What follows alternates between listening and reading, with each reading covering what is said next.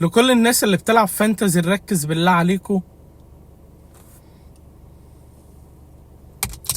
جالي تهديدات كتير الفترة اللي فاتت، ولقيت اليوتيوب بيحذرني وبيقول لي يا كابتن عبد الله بعد اذن حضرتك احنا هنخصم منك 40% من ارباح اليوتيوب اللي بتخش لك علشان انت مش ملتزم، وما لا بتعبرنا بقى في ضرايب، ولا بتعبي اي حاجه احنا بنبعتها لك، ولا بتعبر الايميلات اللي احنا بنبعت لك اي حاجه دي. عايز اقول لليوتيوب حاجه، حبيب قلبي اخصم زي ما انت عايز، لان انا بقالي 5 سنين بعمل فيديوهات ارباحي بالسالب اساسا. يعني انا دخل لي في ال5 سنين $300، لو عايزهم تعالى خدهم، تمام؟ ما تقرفنيش. وحشنا قوي يا جماعه والمصحف. كل الناس اللي بتلعب فانتسي نركز بالله عليكم. لكل الناس اللي بتلعب فانتسي نركز بالله عليكم. وسريعا سريعا كده نصايح الجوله اللي انا مش فاكر هي الجوله الكام من كتر ما احنا نسينا الصراحه.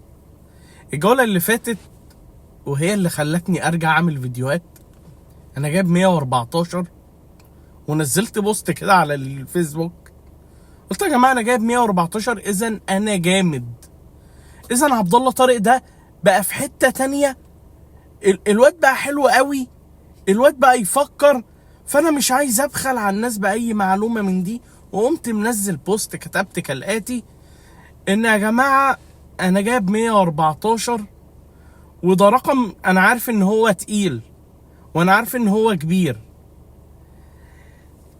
وباذن الله مش هبخل عليكم بالنصايح. وقاعد من فتره للتانيه كده بخش على الايميلات عندي بشوف يمكن الفانتزي بعتالي شنطه الهدايا مثلا ولا حاجه، عشان عايز اروح اجيبها من البريد اللي عنده عمر افندي، بس للاسف حتى الان ما بعتوش حاجه. فلما نزلت بوست اكتشفت الاتي ان كل الناس فوق ال100، يعني ان انا مش عامل انجاز، والافريج شكله هيبقى 150 ولا انا مش عارف هيبقى كام. فلقيت واحد بيقول لي يا عبد الله 114 ده مش حلو اصلا. قلت له مش حلو؟ امال ايه الحلو؟ اروح باللبن ولا ايه؟ سيبك من اي حاجه، انت وحشني والله العظيم وحشني، وبعمل الفيديو ده عشان انت وحشني مش عشان حاجه تانية. لو وصلك ما تعملش لا لايك ولا سبسكرايب ولا تكتب كومنت، عشان انا عارفك زعلان مني، وانا جاي اقول لك انا اسف. انا اسف يا محمد. خلينا نبدأ في نصايح الجولة ونشوف هنعمل ايه. وانا معايا في حراسة المرمى بعد لف كتير، والله بعد ما لفيت ومشيت مشاوير لقيت ما فيش بقى غير ايه، يعني مين اكتر فريق بيعمل كلين شيت؟ ليفربول. فلقيت ما فيش غير حل واحد وهو كابتن أليسون بيكر، أليسون الخباز. ليه أليسون الخباز؟ مش ده لانه جهبذ ولا اي حاجه، لا، لانهم فعلا بيعملوا كلين شيت ودفاعهم الى حد ما متماسك رغم غياب بعضهم، او رغم غياب ارنولد بالتحديد يعني، وفان دايك اللي موقفه مش مفهوم حتى الان. بس بنسبه كبيره فان دايك يعني هيجدد هو وصلاح، ده كلام وصل لي يعني، والله اعلم ان كنت بحلم يا حبيبي. فاستقريت ان في حراسه المرمى أليسون بيكر، وربنا يكرمه يا رب. أليسون الخباز عليه شويه معجنات يا جدعان، يا دين النبي يا دين النبي، لما بيبقى معايا حاجه كده جميله. يعني انا اول مره اختار واحد يبقى عنده دبل في دبل ويجيب لي كلين شيت. اي نعم لبسه جونين الماتش بتاع ايفرتون، بس قشطه الدنيا كانت حلوه برضو، انا موافق تمام. فاول واحد هيبقى أليسون بيكر باذن الله تعالى. في الدفاع انا مصمم مش ماشي قبل ما تتكلم يا ارنولد. ارنولد مصاب، ما لعبش غير في الاخر في الماتش بتاع ايفرتون، لعب شويه كان دكه يعني ونزل تقريبا 25 دقيقه، بس ده معناه ان هو في الدبل هيلعبه عادي جدا والدنيا هتبقى حلوه. فانا الصراحه معايا ارنولد ومش هستغنى عنه، وانا شايف ان هو يعني بيعمل لك كلين شيت، يخطف لك اسيست، الكلام انت فاهم يعني. ارنولد كويس، هو سعره عالي شويه بس هو والله كويس وعيل جدع وابن ناس كده متربي. طيب انا ليه بقول لك تشكيلي؟ انا بقول لك تشكيلي عشان تتجنب اللعيبه بتاعتي، عشان ربنا يكرمك. انا كده كده في مركز ال3 مليون، فانا مش بقى على حاجه في الدنيا، فاهمني؟ بس انا بقول لك كده علشان يعني انت ممكن تلحق حاجه، انت فاهم؟ انت ممكن ربنا يكرمك. لكن انا خلاص يعني انا بلعب اللعبه دي، من زمان قوي يعني. انا بقالي اكتر من 10 سنين بلعبها. ما عبرونيش بفردة شبشب حتى يعني، ما ادونيش اي حاجه، انت فاهم؟ بس انا بقول لك التشكيله يعني عشان لو ربنا كرمك يعني وكده. مين جنب ارنولد يا عم عبد الله؟ قال لك في مدافع من فريق بورنموث اللي انا ما اعرفش بجيب منه لعيبه ليه، تمام؟ قال لك جامل قوي وفشيخ قوي، الا وهو كابتن كريكيز. وده عندهم ماتش سهل وهيقابلوا ساوثهامبتون، فالماتش في المتناول. انت عارف طبعا لما بقول لك ماتش في المتناول يعني الماتش ده يخلص 4-4 وهياخد انذار، واحتمال يطرد ويتوقف 3 ماتشات ولا حاجه، فيعني هيطلع بسالب 2 اقل واجب، انت فاهم؟ فما نشوف بقى كابتن كيركز هيعمل ايه، اللي كل العالم بدأوا يشتروه والدنيا بقت حلوة.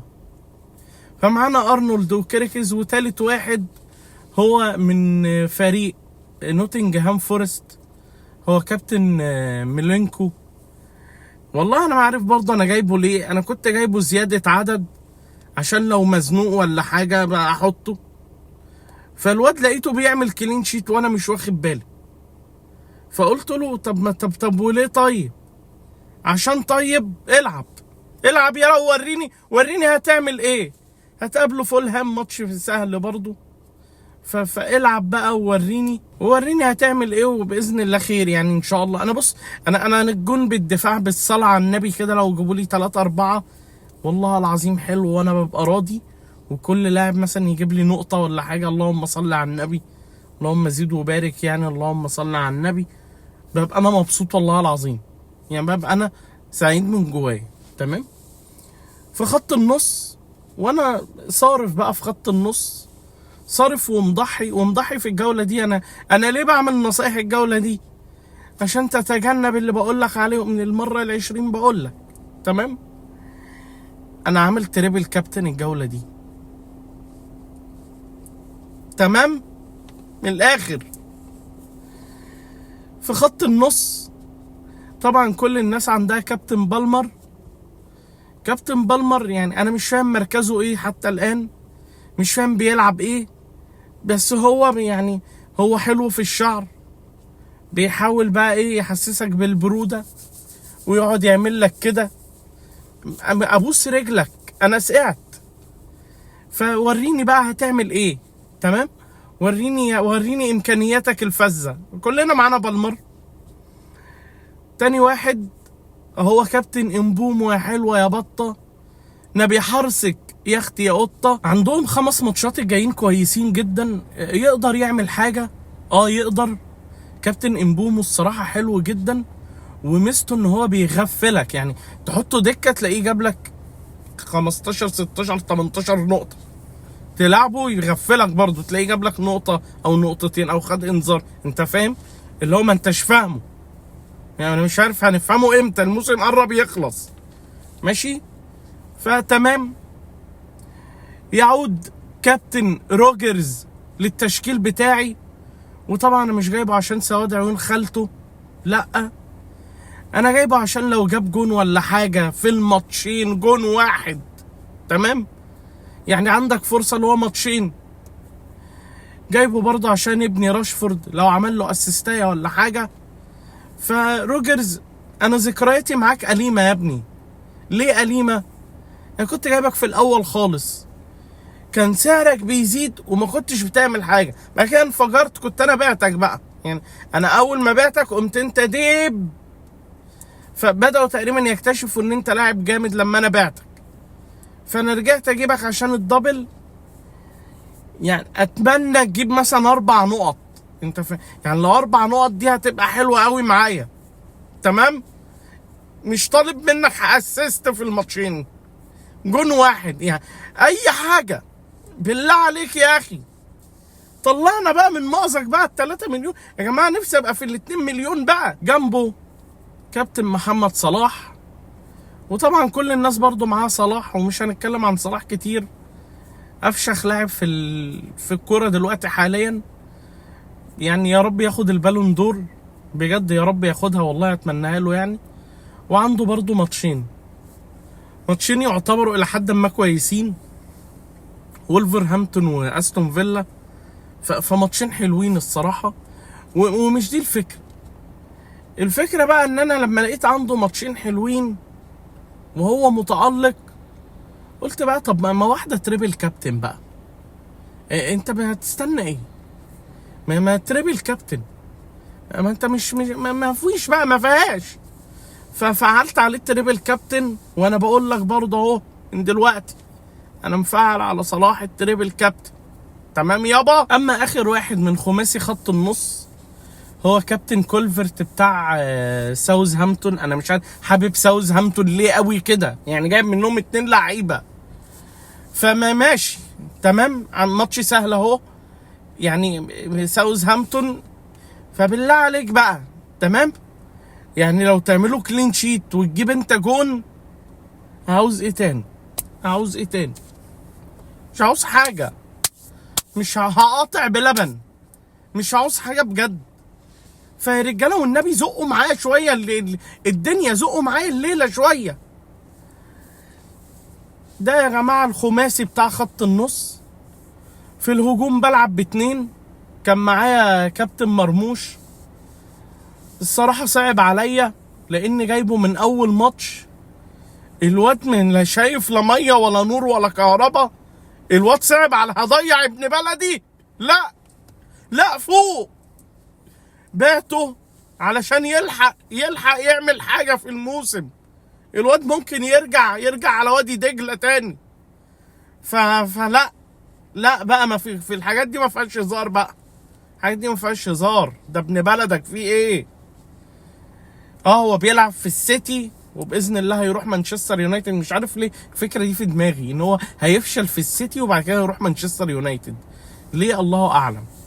المهم، فانا بعت مرموش تمام، ومعايا كابتن ايزاك اللي هيقابل مانشستر سيتي، اللي ماسك فورمه وماسك غطا حله. مش عارف هيعمل ايه الصراحه قدام مانشستر سيتي اللي دفاعها هش جدا، واللي هو فريق حاليا متواضع جدا، وايزاك فورمه حلوه جدا. انا اللعيبه بتبقى حلوه جدا لحد اما بقول اساميها. عليا النعمه اول ما بشوفه وهو بيلعب حكشه بقى يلعب في غزل المحله. فايزاك واما نشوف ايزاك على الله ما تاذينيش. انا جنبه الخشبه كابتن وود. الصراحه وود انا استحاله بيعه. ليه؟ لانه راجل، والله العظيم راجل بجد. وده بقى اللي واقف معايا بجد قوي في التشكيل، وبحس ان هو من اعمده الفريق عندي هو وصلاح. يعني الاتنين دول يعني ما اقدرش المسهم بامانه ربنا يعني. واثبت لي ان هو جامد وجدع وصاحب صاحبه قوي، وجاب معايا هاتريك وانا ما صدقتش طبعا. فبامانه هو فشيخ. ونوتنجهام وكابتن نونو سانتو عامل فريق جامد جدا. وبامانه شابوه والله العظيم لنوتنجهام، عاملين موسم خرافي بالدفاع بالنص بالهجوم. والله العظيم فريق عظيم بامانه. فود انا بنصح بيه الصراحه، لانه والله العظيم فعلا لاعب كويس جدا، وبيقدر يخلص، وبيقدر انه يستغل اقل الفرص. ومش شرط تجيله كرة متقشرة ولا اسيست كويس، بالعكس هو بيقدر يلم ويشوط وبتاع. لعيب عالمي بأمانة ربنا يعني.